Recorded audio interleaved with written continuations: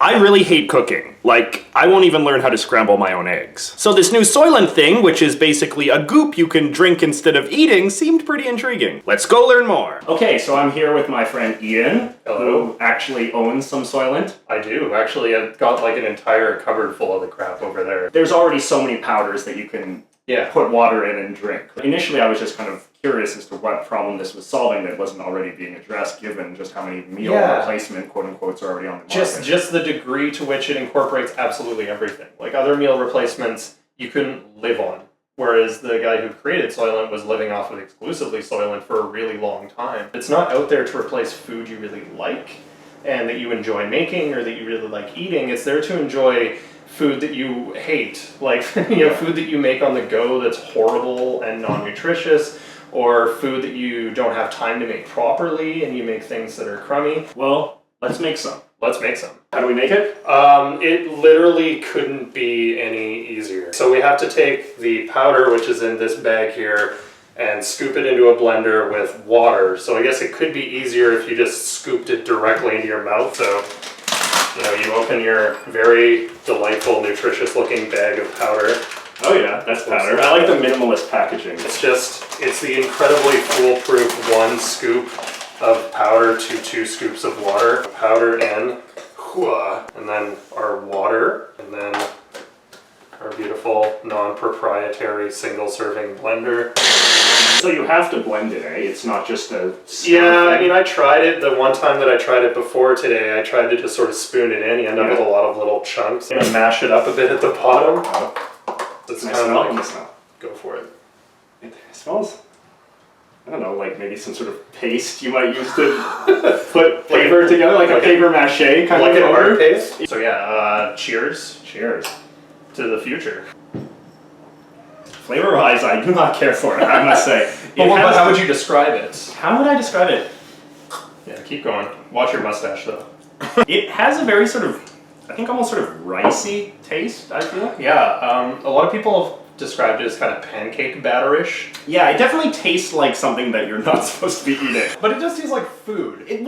Yes. It doesn't taste like something you shouldn't be eating, like bleach. No, that much is true. That's damning with faint praise. But yes, it tastes like it is made of elements from the natural world. It's really sweet. I think that was the thing that surprised me the most when I had it the first time. On flavor, I'd give this a boot of 4. A 4? Actually, maybe I'd upgrade this to a 5. As I drink it a little bit more, it's starting to grow on me a little bit. So it comes right down the middle. It's very neutral. Sense of like nice being full feeling. I'd give that pretty high marks. Maybe like an 8. Like a sushi dinner. It's weird though. It's like trying to articulate exactly what it tastes like. It's still not. It's unlike anything I've ever tasted. Yeah. I'm ready for more. All right, let's go more. Now we move on to some of these like concoctions. There's an entire community of this stuff. We're gonna try a couple of the most basic ones. Same thing.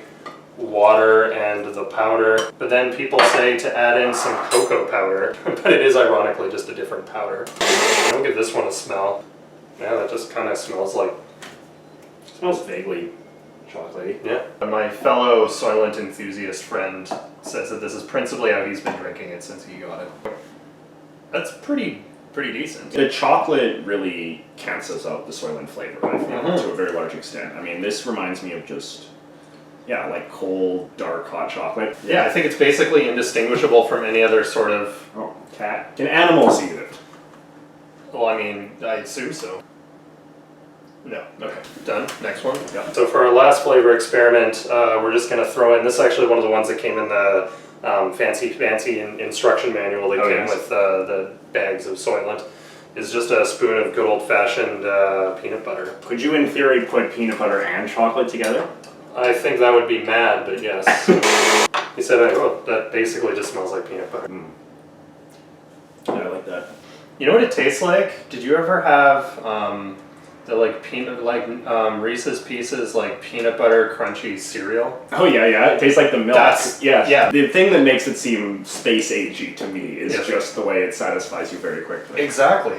Faster than a lot of real foods. When you drink it, it actually fills you up. It does. So your body won't let you drink that much of it. It'll stop you the same way your body stops you from eating 40 cheeseburgers unless you're broken. How many calories would you say we've consumed?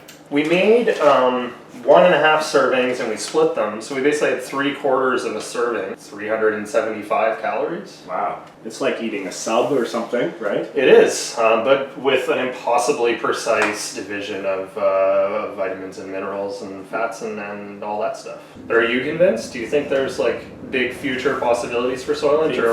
Is this going to end up like Crystal Pepsi, people buying bags of it on eBay in like 2030? I really do think that the preparation thing is the biggest obstacle.